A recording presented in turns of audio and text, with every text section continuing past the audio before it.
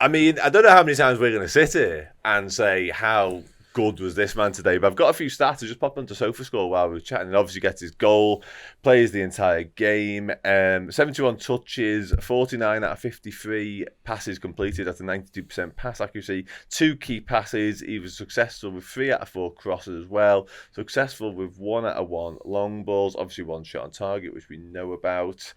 Only won 2 out of his 7 ground duels. Won 1 out of 1 aerial duels. I mean, I could go on. Actually producing 2 clearances. And that reminds me, there's a moment in the first half whereby Aston Villa on the attack, and it's Szoboszlai is the man that gets back and deals with the danger and cuts it out. And you think, I'm sure you up the pitch, around the pitch a minute ago scoring a worldie. Like, what have we got on our hands here? Like, this kid, this lad is special level. Yeah, scary settings for other teams. By the way, every team's had the ability to kind of keep Liverpool at arm's distance because you say, all right, well, they've not got anyone at dynamo midfield that can really... We know Thiago's class, but it's few and far between that, like how you're going to get that out of him throughout your season.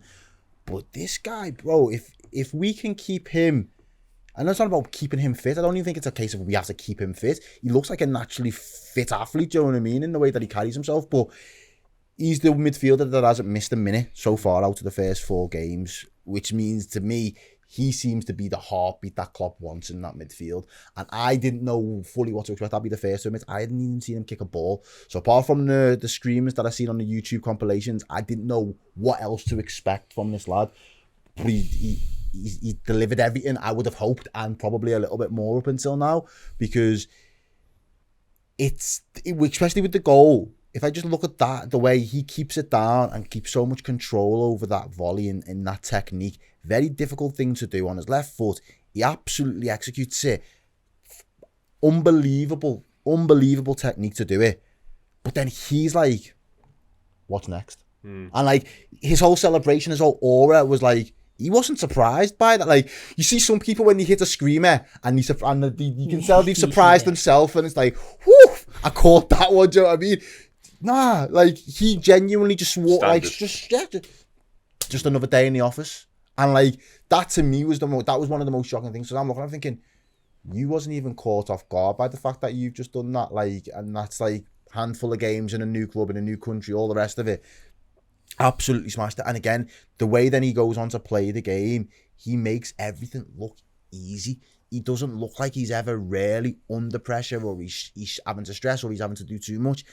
And I've said it for a while now, the best attribute that you can offer this Liverpool midfield, since what we've had in the last 2 years, is your availability. If we can rely on you more weeks than we can't, you're going to be, and you're of that level, you're going to be a good addition to this squad. And he looks like if he's going to be the heartbeat, everything else that plays around him this season is going to massively benefit, because he's going to give you legs, he's going to give you composure on the ball, he's also going to give you the deliveries, getting down that right-hand side as well, backing up Mo Salah, helping there, the overloads. All of these things are only going to help and accentuate other players' qualities in and around that midfield area. And for me, that composure, that technique. How old is he, by the way? 22. The maturity that he plays with, like, he looks like he's been playing in this role, within this system, within this team for 3 or 4 years. Like, that's how comfortable he looks in this setup at the moment. And we can say a lot about Liverpool's transfer window, and everyone's got their, the 2 pence on it, but whoever scouted him and decided that he is the guy to be the catalyst for the midfield rebuild looks at this moment in time as if they've absolutely hit the nail on the head for me, because I can't really fault him. There's not an attribute that you think there's a drawback to having him in your team.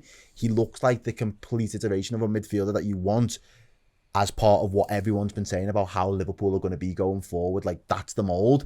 And if you get another 2 in Gravenberch by him, Elliott picks up the mantle as well, Jones, they all kind of are simulating a similar sort of way to see what he's doing and what he's capable of.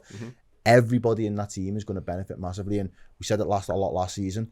Liverpool lost a lot of games because we was losing a midfield battle. We've not lost a midfield, apart from the Chelsea game, which again, a bit of an anomaly now. We've not lost a midfield battle really since he's been playing for us, because he's just different with it. He's a different level of... I mean, you look at it, over the years, Liverpool have had heritage and history, largely in the number 7 shape. I won't go through the names because we all know them. And then we had this young lad who broke into the side, local lad, Gerrard, played in the 8th shirt. And then this guy came from Germany and said, I'll have the 8th shirt. And then over the course of his 5 years at the club, never really delivered. We've now actually got someone at 22. There are a lot of comparisons you can draw between the way that Szoboszlai plays and the way that Gerrard plays. And I'm not saying he's going to get to that level because that would be a pretty outlandish statement, but I'm going to sit here and enjoy watching him try and do it, by the way. We finally got somebody who's going to wear that number. That 8th shirt's got an aura about it because of what Gerrard did in it. And Naby Keita let the side down to some degree through availability and other issues. Yeah. Now you've got a guy now who actually is wearing it, and you're looking at it thinking he's done in the shirt. Yeah, he's living up to the expectations of. And it sounds mad after 4 games of a number 8 shirt, but Dan, this is the third game. This is the third game in 4 where we're all sitting here waiting for the opportunity to talk about Szoboszlai because he's that good. And he gives away a ball as well. He gets dispossessed. I don't know if it's first or second, but he gets dispossessed, and he ends up as the centre back, chasing back his own ball because he knows he's made a mistake. And it's like little things like that, the whole box to box. I just think he could be the full package. I've seen people in the watch along in the chat saying about he could be all the boy. I don't even think he needs to be that. If he is the regen for Stevie G and he can be a light version, Stevie G's Coke, this guy could be Diet Coke. If that's the case, as long as he's not Coke Zero like Naby, you couldn't get on the pitch, 0 appearances. Roller Cola, mate. Roller Cola. Joe, what I mean? As long as it's not that, I can live with it, Joe, what I mean? And we will continue to sing his praises, but I think he's going to continue to deliver for us because he's going to be a mainstay. I don't see someone else. Unless you're resting him, I don't see why Klopp he isn't in the starting 11 in every single match day for the Premier League. And if he is the standard bearer for us, and he's putting in 8 out of 10s or 9 out of 10 performances most weeks, I don't see us losing many midfield battles. All right, you play the big boys and anything can happen. Yeah. But when we're playing teams that we look at on paper and say we should be beating them, he's the guy in midfield that's going to dictate and demand that we do beat them. So Dan made the point before about him cleaning up on the right side of our defence, so the Trent project can continue. Yeah, because we've talked about Henderson filling in for Trent in years gone by. He's happy to do it. He's got that to him. There was a couple of people who said when we signed him, I think you might have spoken to a couple of them, Dan, when you went in search of everybody to talk to him. He will work equally as hard going backwards as he does going forwards.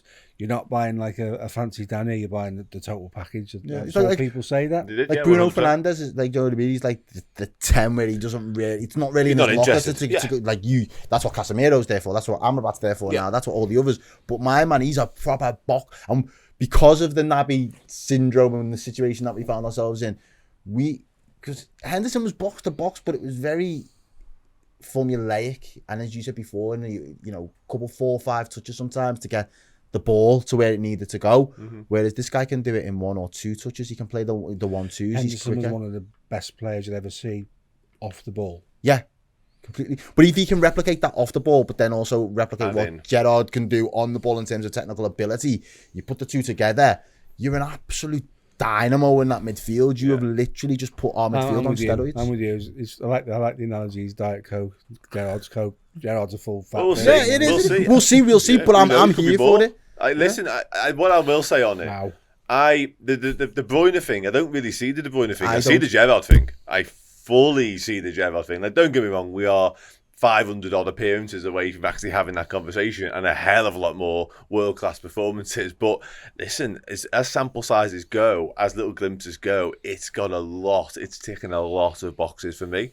What I will say is on it is that we're only scratching the surface. Like, Liverpool haven't been anywhere near at full tilt so far, and this lad has still been levels and levels above. He has been outstanding game in, game out so far.